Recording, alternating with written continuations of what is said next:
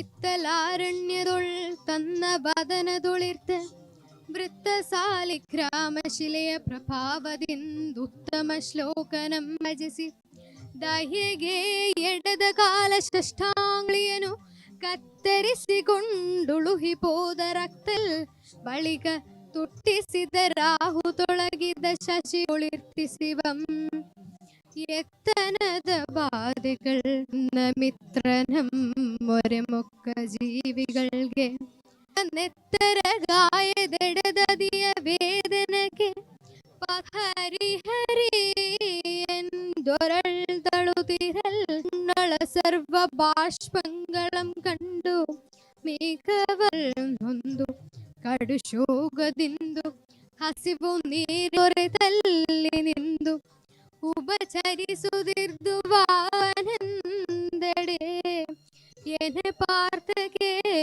ോളാർത്തരം നോടി മികി മറുഗതി മാനവം പാപിയന്തേ.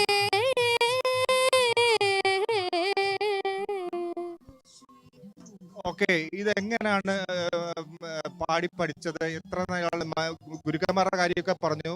വേറെ എന്തെങ്കിലും കലാമത്സരങ്ങളിൽ പങ്കെടുക്കും? കവിതയ്ക്ക് പോയിട്ടുണ്ടായിരുന്നു സ്റ്റേറ്റ് വരെ. മലയാളം ഇന്നില്ല മത്സരം. എന്തായാലും ഇപ്പൊ പാടി അത് പുറത്താവും അല്ലേ? കവിത എഴുതാനാണോ?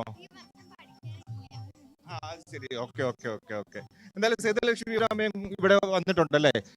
എങ്ങനെയാണ് മകളുടെ ഒരു ടാലന്റിനെ കുറിച്ച് എന്താ പറയുക? ടാലന്റ് പാടുള്ളൂ.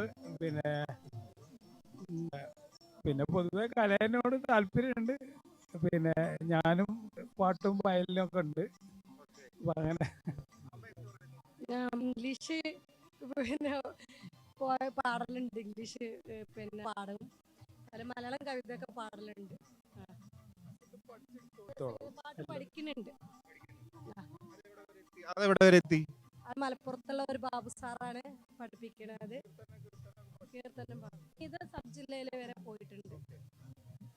എല്ലാ ആശംസകളും നേരുകയാണ്.